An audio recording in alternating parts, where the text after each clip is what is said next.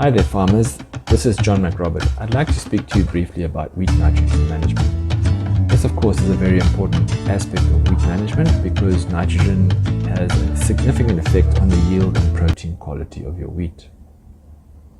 So to begin with, let's review the growth and development of wheat.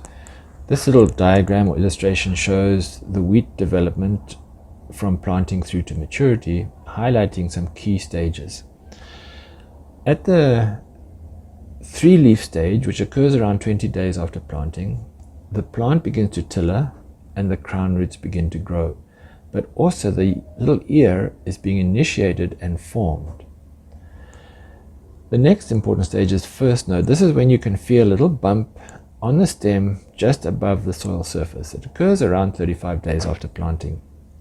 So between the 3-leaf stage, the start of tillering, and the first node, your ear is being formed. When the first node is detectable, that marks the start of stem elongation. From tillering, from that 3-leaf stage through to flowering, has 2 overlapping growth phases. You've got the vegetative growth, the leaves and the stem growing, and you have the ear forming. So that period from the 3-leaf stage through to flowering is so critical for the wheat plant because you've got so much growth taking place, which is setting the stage for your yield, which is then finally determined during the grain fill period as the size of the grain is determined and the protein content of that grain is also determined.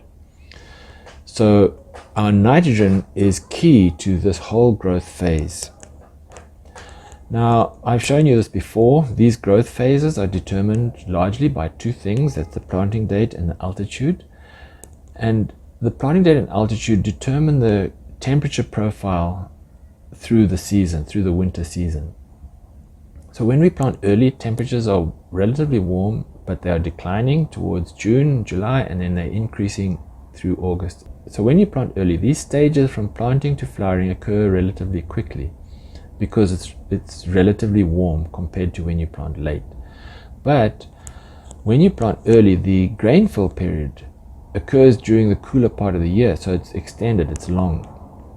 And so your maturity, or the time to maturity, is longest when you plant early compared to when you plant late. And what happens when you plant late is the time to flowering is somewhat extended, but your time to maturity is shortened. So your grain fill period is shortened. So your yield potential of a late planted crop is less than a yield potential of an early planted crop. The ideal, of course, is a 15 May planting because you get the best of both. You get a long period or relatively long period to flowering, and you get a relatively long grain fill period. Altitude has a significant effect on the time to reach these growth phases. The high veld being cooler takes a long time to flowering and maturity. The low veld being warmer takes a short time to flowering and maturity. So on the high veld around Harare, Marondera, it might take 90 to 100 days to flower, especially with mid-May planting, and about 140, 150 days to harvest. Whereas in the low veld, because it's warm, the wheat will take about 65 to 70 days to flowering and about 110 to 120 days to maturity. So with this in mind, let's think about these 4 R's of nitrogen application. The first R is the right rate. The second is the right source. The third is the right time. And the fourth is the right placement. So let's go into a little bit more detail about these. So let's begin with the right rate. The rate depends to a large extent on the plant nitrogen demand, which is a function of the grain yield. And as we know, the yield is a function of the variety that you're planting, the rotation that you're in, the planting date and altitude of the crop, the irrigation regime that you manage, and the amount of fertilizer that you are going to apply. Now, from literature, on average, wheat requires about 21 kilograms of nitrogen per ton of grain and 12 kilograms of nitrogen per ton of stover. So in total, about 33 kilograms of nitrogen per ton of yield that you're expecting. But you don't necessarily have to put on 33 kilograms of nitrogen per ton of grain because the soil has the capacity to supply some of that nitrogen. And that depends on two things, basically: the organic matter content of your soil and the previous crop in the rotation. Now, most of the soils in Zimbabwe have a fairly low organic matter content, so the amount of nitrogen that comes from organic matter is generally low. So what's more important is the previous crop. Now, soybeans, being a legume, generally supply more nitrogen to the crop than maize, for example. In fact, maize, if you leave the stover on the field and you plant wheat, you can have a short period of negative nitrogen availability, because the nitrogen is used by the microbes to decompose the maize stover, and it's only after the decomposition of the maize stover that the nitrogen is made available to the wheat. Of course, following potatoes, you have a generally very fertile soil, and after tobacco you have very low organic matter but reasonably fertile conditions. But in general, because wheat is so demanding of nitrogen, the other important aspect of nitrogen application is the cost of the nitrogen fertilizer relative to the grain price. So the nitrogen to grain price ratio of urea is about 5.5, assuming a grain price of $550 a ton, and the nitrogen to grain price ratio of ammonium nitrate is about 6.3. The lower this ratio, the more nitrogen you can afford to apply. So urea, if you're applying nitrogen with urea, you can apply more nitrogen than if you're applying ammonium nitrate, just from an economic perspective. What this means is that if you apply 1 kilogram of nitrogen using urea, you need 5.5 kilograms of grain to cover the cost of that nitrogen, whereas you need more grain to cover the cost of nitrogen when applying ammonium nitrate. So your yield potential is going to determine a lot how much nitrogen you're going to apply. So this figure is showing you the effect of planting date on the relative yield of wheat in Zimbabwe. So you can see when you plant late April up to mid-May, generally speaking, you get very high yields. When you plant after mid-May, the chances of lower yields increases significantly. And so when you're planting early, you can afford to put more nitrogen on because you have a higher yield expectation. When you're planting late, you need to consider reducing your nitrogen to some degree because your yield potential is decreased. This graph shows you the response of wheat to nitrogen in terms of yield. So what we see here is when you apply 180 kilograms of nitrogen per hectare, you generally get the highest and most consistent yields. If you apply 150 kilograms of nitrogen or less, you have a risk of lower yields. Now this depends a little bit on the rotation and the way you manage the crop, but you can see if you're putting on 120 kilograms of nitrogen per hectare or less, your chances of low yields is very high.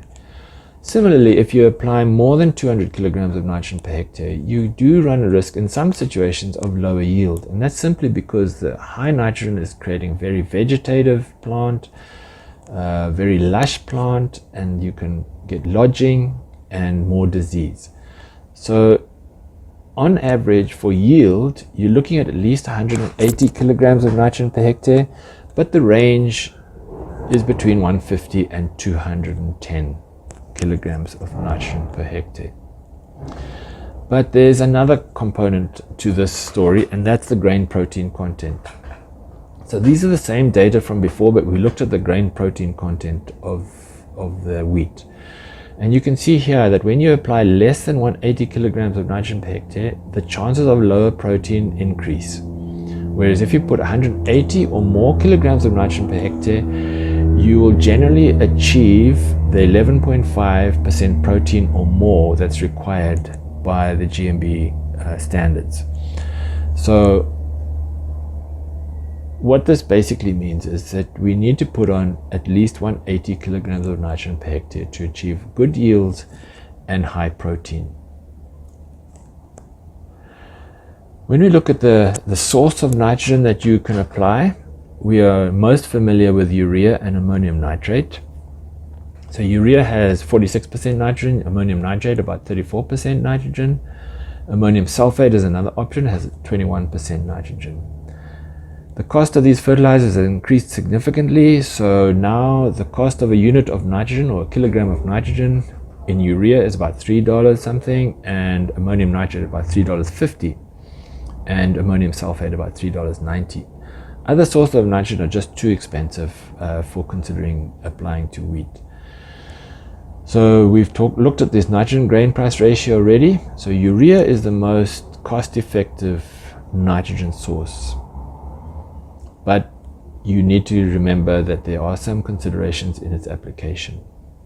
Ammonium sulfate is something that you might want to consider, especially if you have a low organic matter soil and you want to push a little bit of sulfur into the system, especially around that flowering early grainful period, for the protein content of your wheat, because protein requires nitrogen and sulfur.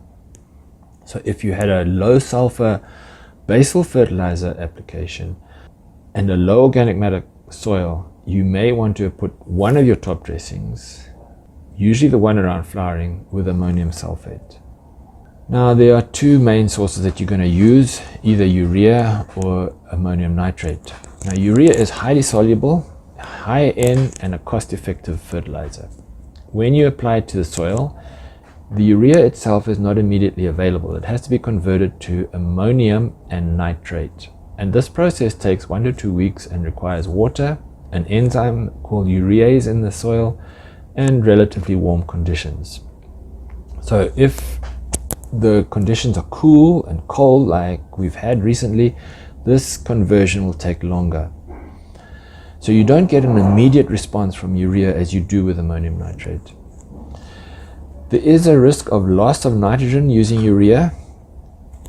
So if you have moist conditions and some form of incorporating that urea into the soil, you lessen your ammonia loss. If you leave that urea on the surface under drying conditions and the soil is somewhat alkaline, you can increase your ammonia loss. So ideally, apply the urea immediately before or with irrigation, but not with excessive irrigation, because you could leach that urea and the nitrate from the soil profile. Remember, urea does have an acidifying effect, so in the longer term you need to counter that with the application of lime. Ammonium nitrate is highly soluble and is a readily available nitrogen source. As soon as you apply that ammonium nitrate and it dissolves, the ammonium and the nitrate is available to the plant. And so you can get a very quick response from applying ammonium nitrate. It is less susceptible to volatilization than urea, so it is a little bit more efficient generally than urea in terms of nitrogen availability. But it is also highly leachable, and it can denitrify under waterlogged conditions. Ammonium nitrate is also an acidifying fertilizer, so you need to remember that if you're putting on 180 kilograms or so of ammonium nitrate, you are acidifying your soil. So the timing of nitrogen application is very important in wheat. There are two factors to consider. The first is the soil type, and the second is the growth stage. When we look at the soil type, sandy soils are prone to leaching, and therefore it is ideal to split the nitrogen into 3 or 4 applications. With clay soils like a sandy clay loam or a clay loam, they don't leach that badly, and therefore you can get away with 1 or 2 top dressings. So now let's look at the growth stage of the crop. Like I said, at that 21-day point, your 3-leaf stage, the crop is beginning to tiller, the crown roots are growing, and the ear is beginning to form. So that's a critical time to apply nitrogen. Then we get to the first node stage, which is the stage when the stem is beginning to elongate. This occurs around 35 days after planting, and this is the second important stage of applying nitrogen fertilizers. So at the very minimum, I would suggest you split your top dressing into these 2 phases or stages. The first half at tillering, 3-leaf stage, the second half at first node.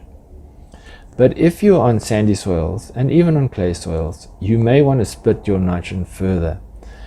And a third stage important stage is booting, when the ear is in the upper canopy of the plant and is about to emerge. And the fourth stage is that early grain fill stage. So if you're applying your fertilizer through your irrigation system, you can easily split into these 4 stages.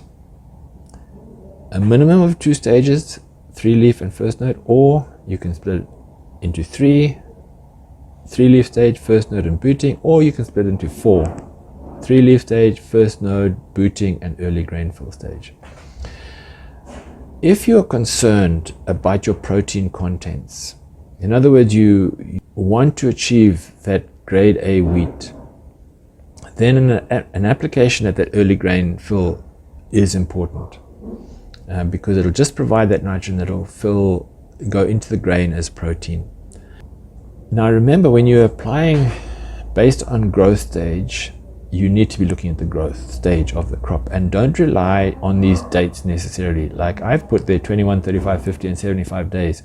That's an average, but you've seen previously that those dates are very much determined by planting date and altitude of your crop. Now we need to consider the right placement of our fertilizer.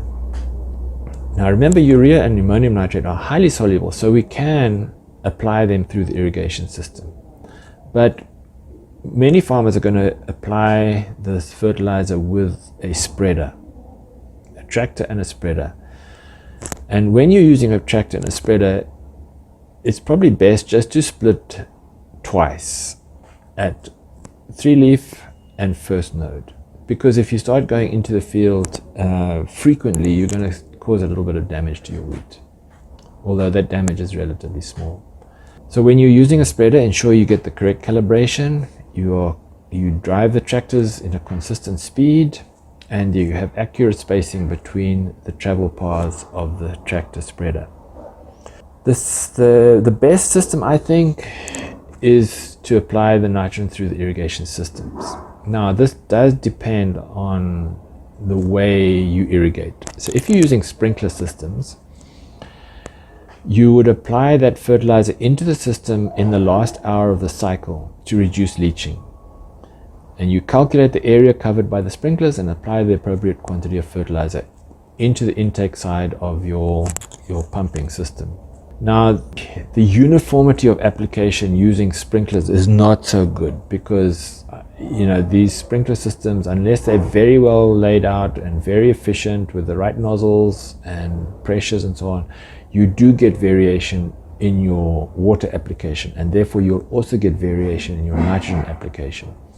So that's why I think if you're using a sprinkler system or even a center pivot system, it's better to split your nitrogen into 3 or 4 applications, just to cover these variations that occur in your field from the irrigation system. For center pivots, you're applying the nitrogen in a continuous stream into the system, because the pivot is continuously moving. And so the recommendation here is you run the pivot on a fast setting to minimize leaching. Your application rate is a function of the area of the pivot and the time taken to rotate, and you have to ensure a constant feed of the fertilizer into the water stream, so that you get this uniform application across the field as best as possible. So, ladies and gentlemen, thank you for listening. That's a brief overview of how to apply nitrogen top dressing onto your wheat. There are 4 considerations. As I've said, there's the consideration of the rate of application, the source of fertilizer that you're going to use, either urea or ammonium nitrate, and even maybe some ammonium sulfate. The timing of that application, I'm recommending you split it into at least 3 applications, and the placement of that fertilizer, either using a spreader or through the sprinkler irrigation systems. So thank you very much for watching. I hope you have a great wheat season. All the best. Bye.